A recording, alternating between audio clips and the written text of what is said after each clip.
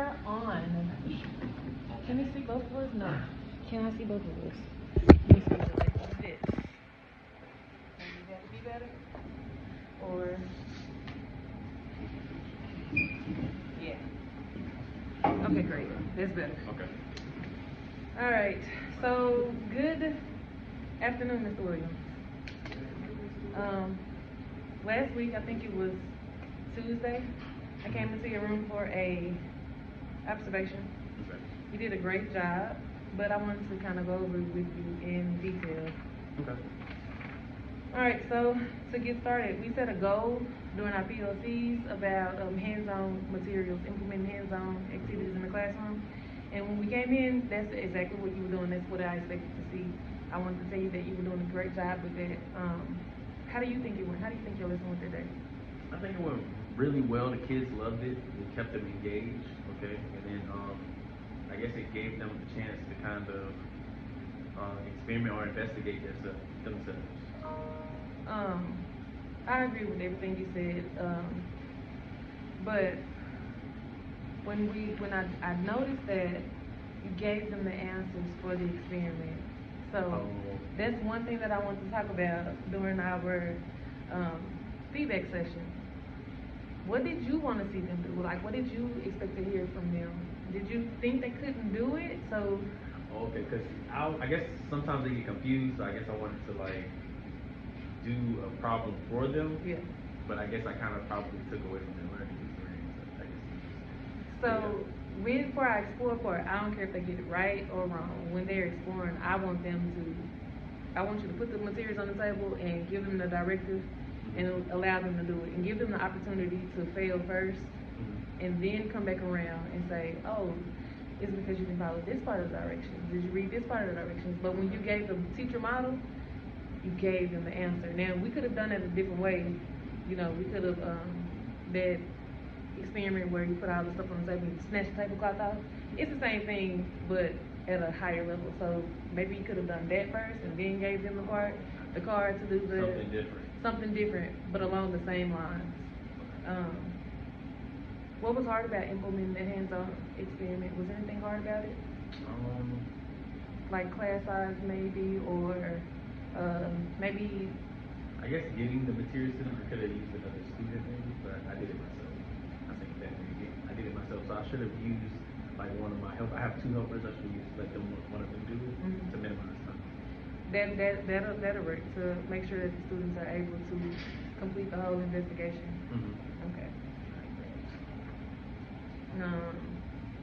So based on what we discussed today, what do you think your next action step should be?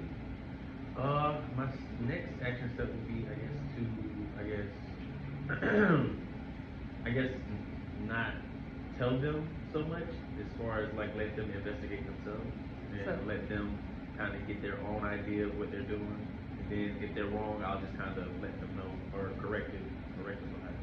You know what I mean?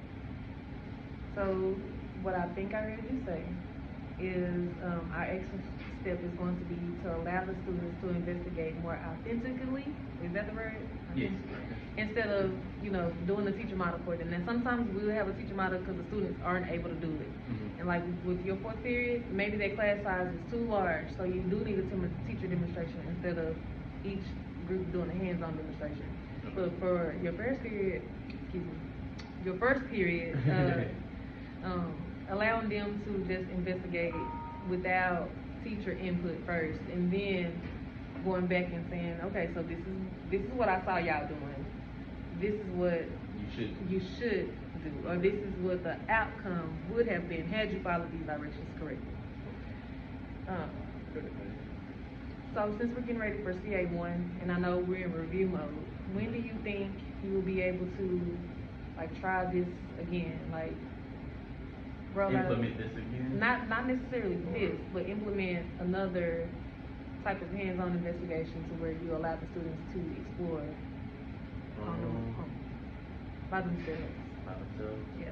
I could. You mean before the common assessment? No, because we're straight in review mode. Okay. So maybe sometime after, whenever we're tackling something else that I can make into a hands-on experiment for them, I'll just kind of implement everything that you talked about today and then see how they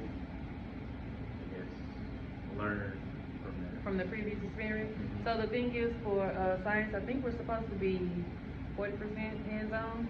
Okay. So we're going to try to implement more hands-on, and it doesn't have to be something big. It's just something tangible that they can touch. Mm-hmm. Implement that in the classroom and allowing students to explore freely without our input first. Okay. And not front-loading vocabulary, because we kind of do that too. But if we allow them to explore the investigation, without any teacher input, it makes those connections even stronger after we give them the vocabulary. They're able to make those connections. Okay. So let's plan for a time for me to come back. I want to talk about your fourth period class. That's a large class for you. So I don't have a fourth period. Take a fourth period that you will be getting a teacher's assistant. I'm going to come in and help you pull small groups and see where we can implement those different strategies that we talk about in the PLCs. All right. So next Thursday will work for you? Yes. Add that to your calendar. I'm going to try to send you a calendar invite for your fourth period class next week. Okay. Not this Thursday. The next one. The following Thursday. Okay.